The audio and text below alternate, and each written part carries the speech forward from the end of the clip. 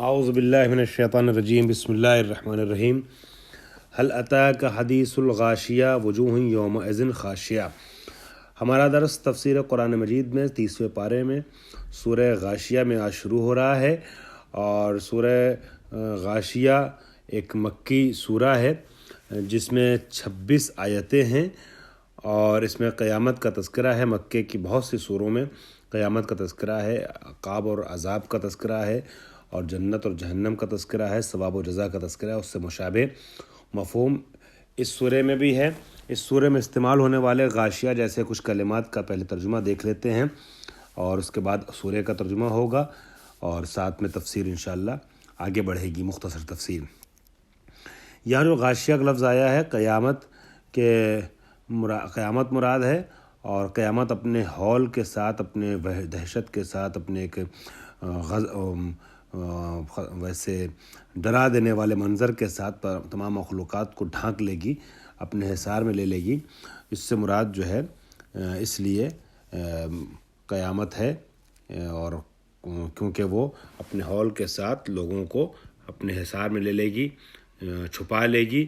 یا جہنم مراد ہے کہ جہنم سے لوگ جو ہیں نار جہنم وہ گنہگاروں کو اپنے حصار میں لے لے گی، اور ان کو ڈھانک لے گی ایک طریقے سے۔ اس لیے غاشیہ کا لفظ استعمال کیا گیا ہے۔ غاشیہ کہتے ہیں ڈھانکنے والے کو، غشا کہتے ہیں پردے کو، اپنے پردے میں قیامت لے لے گی ساری مخلوقات کو۔ اس لیے قرینے کے طور پہ، یہی کہ یہ کنایے کے طور پہ قیامت کے لیے غاشیہ کا لفظ استعمال کیا گیا ہے۔ عاملۃ ناصبہ، جہنم میں تھکا دینے والے، کام کرنے والے، یعنی طوق و سلاسل کا بوجھ اٹھانے والے افراد مراد ہیں۔ اور حامیہ، بہت زیادہ شدت کی جو حرارت و گرمی ہوتی ہے، یہ مراد ہے۔ گرم آگ مراد ہے، شدید الحر، بہت زیادہ گرم آگ مراد ہے۔ زرعی جو ہے وہ جہنم کا ایک خاردار درخت ہے جو بہت زیادہ تلخ بھی ہوتا ہے اور بہت زیادہ بدبودار بھی ہوتا ہے۔ اور اکواب، بغیر دستے کے پیالوں کو کہتے ہیں۔ ایک کپ ہے، پیالی ہے جس میں دستے ہوتے ہیں، اور ایک پیالہ ہوتا ہے، تو پیالے ٹائپ کی چیزیں جو ہوتی ہیں اس کو اکواب کہا جاتا ہے۔ نمارق جو ہے وہ تکیے کو کہتے ہیں، اور زرابی کا لفظ جو اس میں آیا ہے قرآن مجید میں، یہاں واکواب موضوعہ و نمارق مصفوفہ و زرابی مبسوسہ، تو یہاں زرابی سے مراد کیا ہے؟ زرابی یعنی لمبے چوڑے فرش مراد ہیں۔ لمبے چوڑے فرش، یہاں بہترین جو وہ ہوتے ہیں، فرش ہوتے ہیں، مسند ہوتی ہے، وہ مراد ہے۔ اور سطحت کا لفظ استعمال ہوا ہے، یعنی اس کو بچھا دیا گیا، یعنی زمین کے فرش کو یہاں سطحت سے تعبیر کیا گیا ہے، یعنی اللہ نے زمین کے فرش کو کس طریقے سے بچھا دیا ہے۔ اور اسی طریقے سے ایاب کے معنی پلٹنے کے ہوتے ہیں، واپسی کے ہوتے ہیں۔ مسیطر کا جو لفظ آیا ہے اس کے معنی ہوتے ہیں پورا تسلط اختیار کر لینا، حکومت کرنا، حاکم اور مسلط ہو جانا، اس کے لیے مسیطر کا لفظ استعمال کرتے ہیں۔ بہرحال اب جب یہ کچھ کلمات واضح ہو گئے تو آیات کا ترجمہ کر لیتے ہیں معذرت۔ اس کے بعد جو مختصر تفسیر ہوگی وہ اس ترجمے سے بالکل مشابہ ہوگی، لیکن اس کو تفسیر کے عنوان سے آپ کی خدمت میں پیش کروں گا اگلے درس میں۔ ترجمہ کیا ہے؟ هل اتاک حدیث الغاشیہ، نبی سے خطاب کرتے ہوئے سب کو پیغام دینا مقصود ہے۔ کیا آپ تک ڈھانپ لینے والی قیامت کی معلومات پہنچی، قیامت کی خبر پہنچی؟ کیا آپ کو ڈھانپ لینے والی قیامت کی بات معلوم ہے؟ وجوہ یومئذ خاشعہ، دو طریقے کے چہرے ہوں گے اس دن۔ پہلا کیا ہے؟ پہلا کس طریقے کا چہرہ؟ اس دن بہت سے چہرے ذلیل اور رسوا ہوں گے۔ عاملۃ ناصبہ تصلی نارا حامیہ، اور یہ محنت کرنے والے اور تھکے ہوئے ہوں گے۔ یعنی وہاں جو چیزیں ان کو جس کا سامنا ہوگا، جیسے سلاسل، طوق، بوجھ ان کے اوپر جو پڑا ہوگا، اس کی وجہ سے تھکے ہوں گے۔ انشاءاللہ تفسیر میں اس کو بیان کیا جائے گا۔ عاملۃ ناصبہ تصلی نارا حامیہ، اور یہ جو لوگ ہوں گے، جو چہرے ہوں گے، یہ دہکتی ہوئی آگ میں داخل ہوں گے. وصل کے معنی ہوتے ملانے کے نا، یعنی آگ سے مل جائیں گے، مطلب ان کو نار جہنم کے حوالے کر دیا جائے گا. تسقى من عین آنیہ لیس لہم طعام الا من ضریع. اور یہ لوگ، ان کا کھانا کیا ہوگا، ان کا پانی کیا ہوگا. پانی کے بارے میں فرمایا گیا انہیں کھولتے ہوئے پانی کے چشمے سے سیراب کیا جائے گا. ان کے لیے کوئی کھانا سوائے خاردار جھاڑی کے نہ ہوگا. ایک بدبودار ٹائپ کا، ایک سخت گندے مزے والا، تکلیف پہنچانے والا کھانا ان کے حوالے کیا جائے گا، خاردار جھاڑی والا، جو نہ ان سے کھاتے بنے گا نہ اگلتے بنے گا. ایسی کنڈیشن میں اللہ سب کو محفوظ رکھے. پروردگار عالم ہمیں اور آپ کو سب کو حق کے راستے پہ چلائے اور باقی رکھے. ان کے لیے کوئی کھانا نہ ہوگا سوائے اس خاردار جھاڑی کے، ایسے درخت کے جو مردار سے زیادہ بدبودار ہوگا، جو نہ موٹائی پیدا کر سکے گا یعنی تندرست بنا سکے گا، اور نہ بھوک مٹا سکے گا. لا یسمن ولا یغنی من جوع. نہ وہ صحت مند بنائے گا، موٹائی لائے گا، اور نہ بھوک مٹائے گا. وجوہ یومئذ ناعمہ. اسی کے برعکس کچھ چہرے ایسے ہوں گے، یعنی کچھ ذوات ایسی ہوں گی کہ جو تر و تازہ ہیں، بہت خوشحال ہیں. اور کچھ چہرے تر و تازہ ہوں گے، اپنی محنت و ریاضت سے خوش ہوں گے. لسعیہا راضیہ. یہ کہاں ہوں گے؟ فی جنت عالیہ. جنت کے اعلیٰ ترین مقام پہ ہوں گے، یا بلند ترین جنت میں ہوں گے، جہاں کوئی لغو آواز سنائی نہ دے. ایسی جگہ یہ ہوں گے. لا تسمع فیہا لاغیہ. کوئی لغو بات وہاں نہیں ہوگی. فیہا عین جاریہ. اور وہاں چشمے جاری ہوں گے. فیہا سرر مرفوعہ. اور بلند بلند تختے لگے ہوں گے ان کے لیے، اونچے اونچے تختے ہوں گے، اور اطراف میں رکھے ہوئے پیالے ہوں گے، اکواب پیالے ہوں گے، اور قطار لگے ہوئے گاؤ تکیے ہوں گے.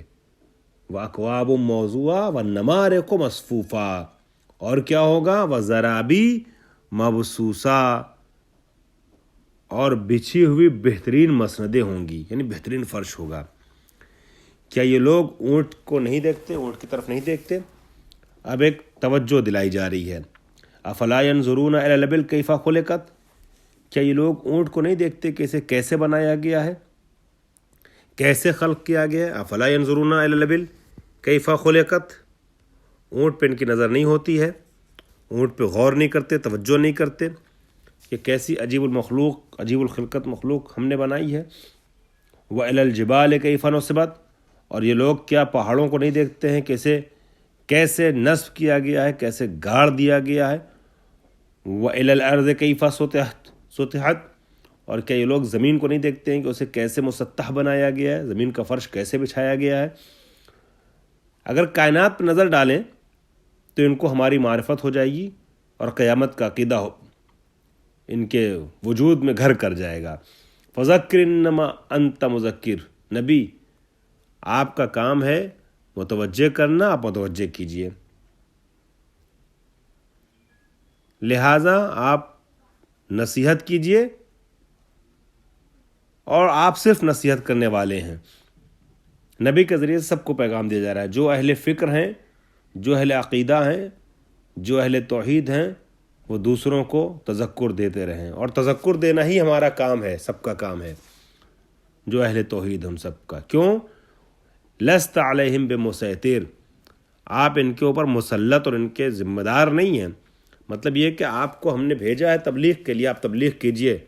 مان جاتے ہیں تو واہ واہ، نہیں مانتے ہیں تو آپ اپنے کو مشقتوں میں نہ ڈالیے. لست علیہم وما علینا الا البلاغ المبین. ہمارا کام صرف پہنچا دینا ہے، لیکن بتانا چاہیے، پہنچانا چاہیے. لست علیہم بمسیطر. آپ ان کے لیے مسیطر نہیں ہیں، ان پر مسلط نہیں، ان کے حاکم نہیں، ان کے ذمہ دار نہیں ہیں. حاکم سے مراد یہ کہ اس طریقے سے آپ نہیں وہ ہیں، مکلف ہیں کہ زبردستی ان سے کچھ آپ کروائیے. ان کو بتانا آپ کی ذمہ داری ہے. اگر مانتے ہیں تو بہت اچھی بات ہے، نہیں مانتے ہیں تو خود بھگتیں گے.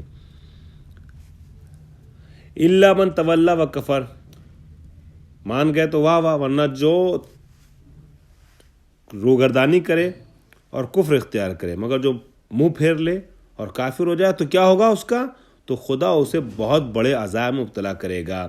فَيُعَذِّبُهُ اللَّهُ الْعَذَابَ الْأَكْبَرَ، پروردگار عالم بڑے عذاب میں، دردناک عذاب میں اس کو مبتلا کرے گا.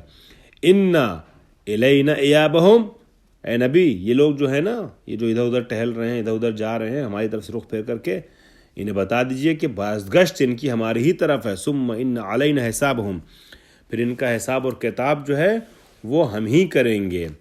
ہماری ہی طرف ان کی بازگشت ہے اور ہمارے ہی ذریعے سے ان کا حساب کتاب ہو گئے، کدھر چلے جا رہے ہیں. مختصر تفسیر آ جاتے ہیں، دیکھتے ہیں کیا لکھا ہے اس میں. هل اتاک حدیث الغاشیہ، بسم اللہ الرحمن الرحیم، بے بخشید، معذرت.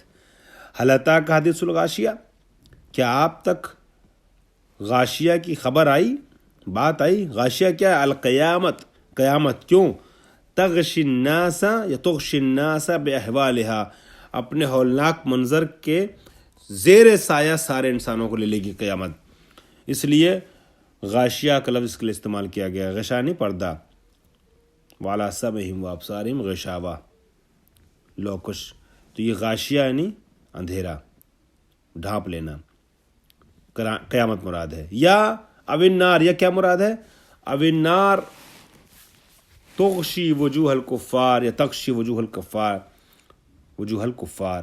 یا تو آگ مراد ہے جہنم کی، جو کافروں کے چہروں کو یا کافروں کے ذوات کو، ان کی ذات کو اپنے پردے میں چھپا لے گی، یعنی مسلط ہو جائے گی جہنم کی آگ ان کے اوپر. وجوہن، قیامت کی خبر کیا؟ اس کی ایک ہلکی سی جھلک دیکھیے یہاں بیان کی جا رہی ہے. وجوہن یومئذ خاشیہ، اس دن کچھ چہرے خاشع ہوں گے یعنی ذلیل ہوں گے، یہاں مراد ہے. وجوہن سے کیا مراد ہے؟ ارید بہا وبالآیت وبالآتیہ، ارید بہا وبالآتیہ، دو وجوہن آیا ہے. کہ یہاں پہ آیا ہے وجوہن یومئذ خاشیہ، اور پھر آگے آیا دو تین آیتوں کے بعد وجوہن یومئذ ناعمہ، کچھ خوشحال چہروں کے بارے میں گفتگو، کچھ پژمردہ چہروں کے بارے میں. تو چہروں سے مراد ذات ہے. وَيَبْقَ وَجْهُ رَبِّكَ، وَيَبْقَ وَجْهُ رَبِّكَ ذُو الجلال والإکرام، كُلُّ شَيْءٍ هَالِكٌ إِلَّا وَجْهَهُ، اللہ کا چہرہ باقی رہے گا، نہیں اللہ کی ذات. تو کئی بار چہرے سے بول کر کے ذات مراد لیا جاتا ہے. یہاں بھی فرماتے ہیں کہ وجوہن، کچھ چہرے اس دن ذلیل ہوں گے. مطلب کیا؟ یعنی کچھ ذوات اس دن ذلیل ہوں گی. عاملۃ ناصبہ، یہ ذوات کیسی ہوں گی؟ ذات نصب، یعنی صاحب نصب ہوں گی. صاحب نصب ہوں گی مطلب کیا؟ یعنی یہ شخصیتیں، یہ افراد، یہ جو ذوات ہیں، یہ صاحب نصب ہوں گی. عاملۃ ناصبہ، بہت زیادہ سخت کام کرنے والی ہوں گی، مشکل سے روبرو. یہ ذات و نصبن یعنی کیا؟ اے تعبین، یعنی ذات کہتے ہیں صاحب کے معنی میں استعمال کرتے ہیں. ذات و نصبن یعنی صاحب تعب ہوں گی، صاحب نصب ہوں گی، یعنی مشکل والی ہوں گی. بہت مشکل سے کچھ شخصیتیں، کچھ ذوات گزریں گی. اے تعبن فی عملہا فی النار، کیوں بہت مشکلات سے گزریں گی؟ فی النار، جہنم میں. لجر السلاسل والاغلال اور فی الدنیا، چاہے آخرت میں چاہے دنیا میں. آخرت میں مشکلات سے کیوں گزریں گی؟ سلاسل، جو توق و سلاسل ان کے گردن پہ ہوں گے، اغلال جو بوجھ ہوں گے، اس بوجھ کی وجہ سے بہت تعب اور مشکل کا شکار ہوں گی. یا مشکلات جو دنیا کی مشکلات ہے وہ بھی مراد ہو سکتی ہے. یعنی دنیا میں ظاہر میں وہ اچھے سے گزر رہے ہیں، مگر حقیقت میں اپنے لیے گڈھا کھودتے چلے جا رہے ہیں. ایسے افراد ہیں جو آخرت میں جا کر کے رسوا اور ذلیل و خاشع ہو جائیں گے. انشاءاللہ اس کو مکمل کریں گے اگلے درس میں. واخر دعوانا الحمدللہ رب العالمین.